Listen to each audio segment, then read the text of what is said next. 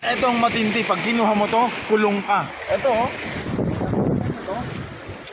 Ang pino ng buhangin, no? Di ba? Oh, ano masasabi mo? Ano masasabi mo, boy? Ano masasabi mo? Ano masasabi mo? Wala.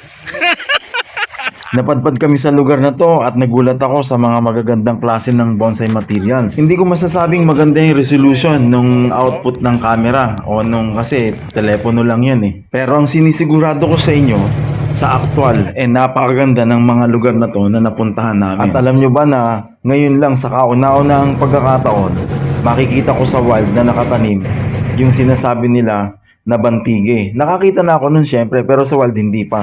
So nakarating na kami dito sa isang island na hindi rin naman namin alam ang pangalan. So anong masasabi mo? Basta ko lang sa inyo yung island na to, yung lugar na to. Yung mga ganitong nature scenery, ito yung mga vitamin sa mata lang no? At saka kapag nagkakaedad ka na, magandang tumira sa mga ganitong lugar. Mag-alaga ka ng manok dyan, di ba? Mag-alaga ka ng iba't ibang mga animal. O ngayon, anong gagawin natin dito? Di naman tayo nagmamadali, di ba, boss? Ito tayo sa may bato. Picturean natin. Bawal daw dito? Bakit naging bawal dyan? Bawal daw pala doon. Alam nyo mga kababayan, may papakita ko sa inyong bonsai.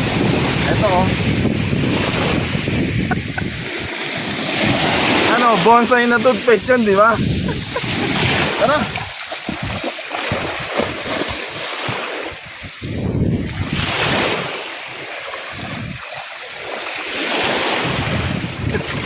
Yun. Sumisid ka. Anong ayaw mo?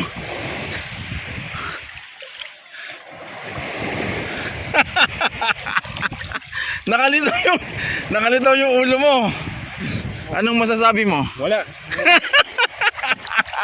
Kailangan talaga natin ng mga action camera, no? Para maganda yung mga action na may camera.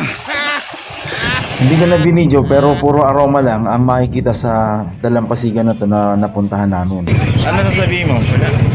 Sa totoo lang, sa actual, kapag nakita nyo ang lugar na to, ang gaganda ng mga tanawin, no?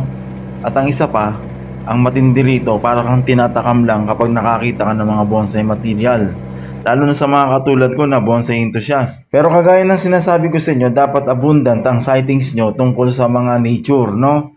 Katulad ng mga makikita sa lugar na to para hindi kayo mahirapan at magkaroon kayo lagi ng idea kapag mag-workshop kayo sa mga gusto nyong bonsai style. Di ba kasi nire-replica natin yung nature eh. Kaya ang the best teacher natin yung nature din. Dito nga pala sa lugar na to nangyari ang hindi ko inaasahan. Na ma-encounter ko ang species na endangered na. Narito tayo ngayon sa second island. At anong masasabi mo? Ano? Wala. Total, wala naman tayo makukuha rito na bonsai material. Pero tingnan nyo to. Alam nyo ba kung ang pangalan nito? Ito ay Pyracantha. Ayan. Ayan ang pinaka-base niyan, no? Kaya kapag dito mo yung tinignan, nakaka-cascade to, no? Dito meron pa. Ito, oh. Tingnan nyo naman ito. Oh. Tingnan nyo, oh. Oh. Nakikita nyo ba yan? Yung structure na yan? Dito sa kabila, oh. Tingnan mo dito. Ito ang mga life-size bonsai, di ba? Hindi natin alam mag-itsuran to kung dito mo yan wiring, di ba? Ganda to, no? At ito ang matindi, pag kinuha mo to, kulong ka. Ito, oh. Ayan, oh. Ito. Ito. Tingnan ninyo. Ayan, oh. Diba? Tingnan mo. Tingnan mo naman yan. Diba? At hindi lang ito nag-iisa. Tingnan mo, kung i-focus mo nga ganun, yan. Yan. Meron pa yan. Ito, halika.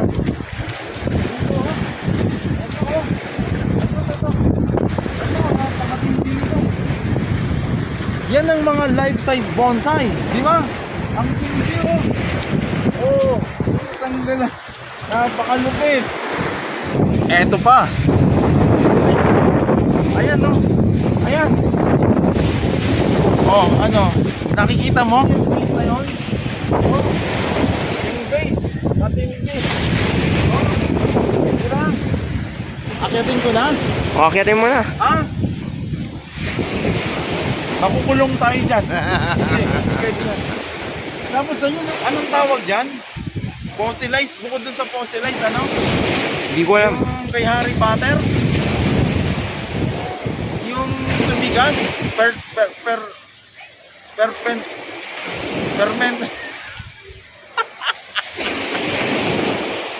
Yung kay Harry Potter. Ayan o. Perfectified. Ano? Certified.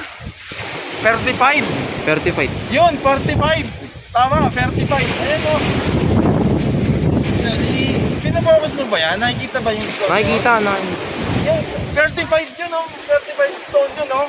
Oh, matindi. Pagtsagaan nyo na lang yung video kasi parang hindi ganong malinaw eh. At saka parang naka-against the light pa nung kunan ko yan. Pero 3 puno ng bantige ang nakita ko sa lugar na yan. At yung 3 puno na yun ng bantige ay talagang excelente. Matindi. Ang ganda. Alam niyang malupit sa bantige? Makikita mo kasi dun sa punong kahoy na yun, yung mga pinagdaanan niya habang lumalaki at tumatanda siya dun sa area na yun kung saan nakatanim. Kung may bagyo dun, kung may gaano mang kalakas na hangin, tapos kung gaano yung tagtuyot, talagang makikita mo yung pinagdaanan ng kahoy, yung bark, talagang yung maturity, ang tindi ng karakter. O ikaw naman ang magpaliwanag sa mga viewers. Ha? Teka muna, ayan o. Ito naman, hawakan mo na nga lang. Yan. Ito, ang tawag naman dito ay aroma. Hindi ko alam, may nakakabuhay nito pero hindi ko alam kung dinidilig din nila ng may alat o ng may asin. No?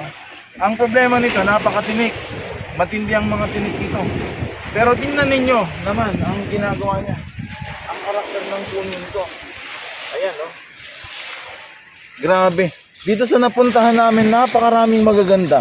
Kaya lang hindi mo pwedeng iuwi. Tingnan niyo naman yung dance na yan, oh. Hindi man tayo nakakuha ng mga bonsai materials pero nakakita naman tayo aktual ng mga endangered species na mga binobonsai. At meron tayong natural beauty ng bonsai. Ayan o, tingnan nyo. Ayan ang isang example ng island Benji. Diba? O paano? Hanggang dito na lang at ayos.